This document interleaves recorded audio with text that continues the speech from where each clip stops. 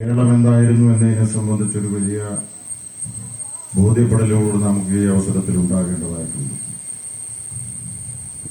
നമ്മുടെ സാമൂഹ്യ ജീവിതത്തിൽ ജാതിയും സാമ്പത്തിക മേഖലയ്ക്കകത്ത് ജന്മിത്വവും രാഷ്ട്രീയ രംഗത്ത് നാടുവാഴിത്വവും എല്ലാം നിലയുന്ന അല്ലെങ്കിൽ അതിന് മേധാവിത്വം പുലർത്തിയിരുന്ന ഒരു സാമൂഹ്യ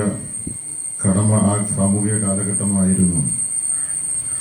ആ കാലഘട്ടത്തെയാണ് യഥാർത്ഥത്തിൽ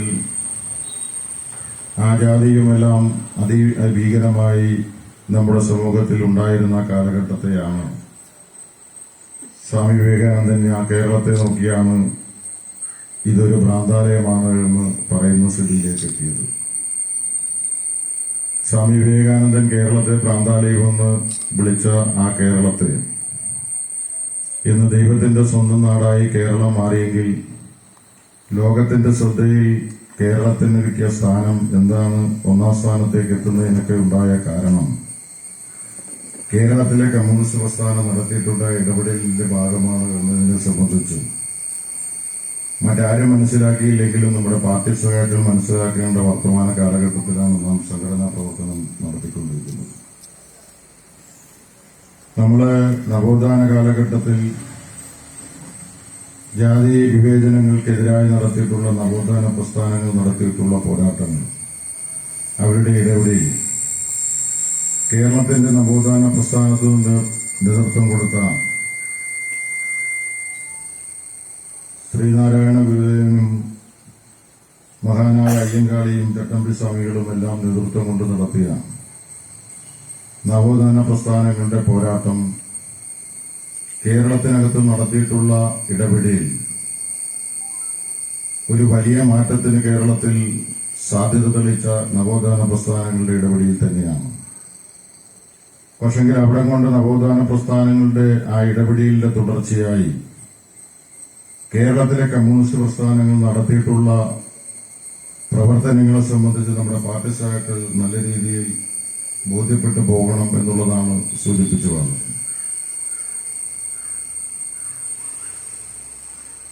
ജന്മിത്വത്തിന്റെ സാംസ്കാരിക രൂപങ്ങൾക്കെതിരെ വലിയ പോരാട്ടങ്ങളാണ് നമ്മുടെ സമൂഹത്തിൽ ആ സമയത്തെല്ലാം നാം സംഘടിപ്പിച്ചത്. ശ്രീനാരായണ ഗുരുദേവനും അയ്യങ്കാളിയും എല്ലാം നടത്തിയ നവോത്ഥാന പോരാട്ടത്തിന്റെ മുന്നോട്ട് വെച്ച ആശയങ്ങൾ യഥാർത്ഥത്തിൽ നമ്മുടെ സ്വാതന്ത്ര്യ സമരവുമായി ബന്ധപ്പെട്ടെല്ലാം ദേശീയ പ്രസ്ഥാനത്തിന്റെ ഭാഗമായി തന്നെ ഏറ്റെടുക്കുന്ന ഒരു സ്ഥിതി ആ കാലഘട്ടത്തിൽ ഉണ്ടായിട്ടുണ്ട്.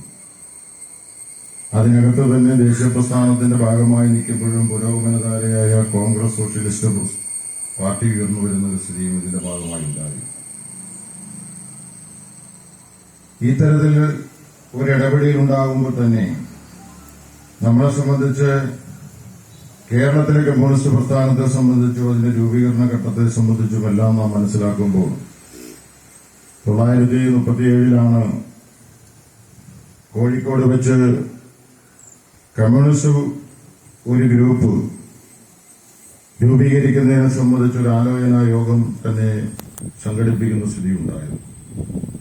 അതിനകത്ത് പി കൃഷ്ണപിള്ള, EMS, കെ ദാമോദരനും NC ശേഖറും അടങ്ങുന്ന ആ ഗ്രൂപ്പാണ് 1937 കമ്മ്യൂണിസ്റ്റ് പ്രസ്ഥാനം കോഴിക്കോട് വെച്ച് രൂപീകരിക്കുന്നതിനെ സംബന്ധിച്ചുള്ള ആലോചന നടത്തുന്നത്. അതിനുശേഷമാണ് നാം എല്ലാം പ്രഖ്യാപിക്കുന്നത് പോലെ 1939 പിണറായിപ്പാറപ്പുറത്ത് വെച്ച് ഔദ്യോഗികമായി കമ്മ്യൂണിസ്റ്റ് പ്രസ്ഥാനം രൂപീകരിച്ചതായി പ്രഖ്യാപനം നടത്തുന്നത്. കേരളത്തിൽ ഉയർന്നു വന്ന സാമൂഹിക നവോത്ഥാന പ്രസ്ഥാനങ്ങളെ അതിന് പിന്തുണ കൊടുത്തുകൊണ്ടുമെല്ലാം നാം ഒട്ടേറെ കമ്മ്യൂണിസ്റ്റ് പാർട്ടിയുടെ നേതൃത്വത്തിൽ തന്നെ പല സമരങ്ങൾ സംഘടിപ്പിക്കുകയുണ്ടായി.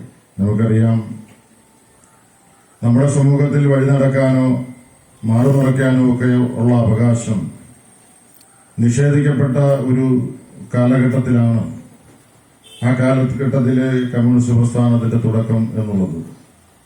അതുകൊണ്ട് ഏറ്റവും സാമൂഹിക അനീതിക്കെതിരെയുള്ള പോരാട്ടമാണ് കേരളത്തിന്റെ മണ്ണിൽ കമ്മ്യൂണിസ്റ്റ് പ്രസ്ഥാനം തുടക്കം കുറിക്കുന്നത്.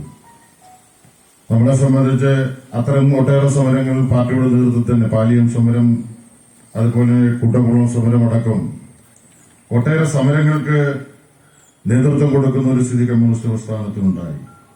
പാലിയൻ സമരത്തിലാണ് സഖാവ് ജി വേലായുധൻ രക്തസാക്ഷിയാവുന്നത്.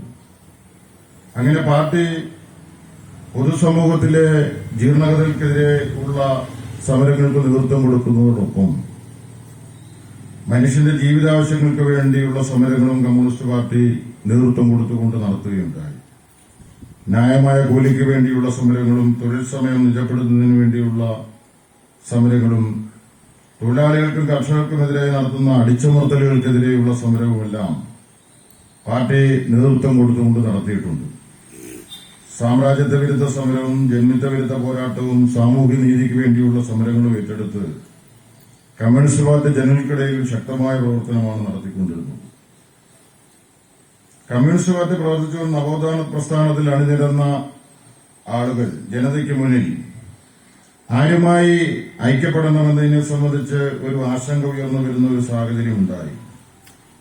ആ ഘട്ടത്തിലാണ് ജനതയ്ക്ക് മനസ്സിലായത് അവരുടെ സാമൂഹിക ജീവിതയ്ക്കും ജീവിത ആവശ്യങ്ങൾക്കുമെല്ലാം വേണ്ടി പോരാടുന്ന കമ്മ്യൂണിസ്റ്റ് പ്രസ്ഥാനത്തിന്റെ ഒപ്പം നിൽക്കുന്നതാണ് നമ്മുടെ ജീവിത നിലവാരം ഉയർത്തുന്നതിന് ആവശ്യമായ ഇടപെടലുകൾ നടത്തിക്കൊണ്ടിരിക്കുന്നത് കമ്മ്യൂണിസ്റ്റ് പ്രസ്ഥാനമാണ് എന്ന് തിരിച്ചറിവിന്റെ ഭാഗമാണ് കേരളത്തെ കമ്മ്യൂണിസ്റ്റ് പ്രസ്ഥാനത്തിന് പിന്നിൽ ബഹുഭൂരിപക്ഷം വരുന്ന ജനവിഭാഗം അണിനിരക്കുന്ന തരത്തിലേക്ക് കാര്യങ്ങൾ എത്തിയത്.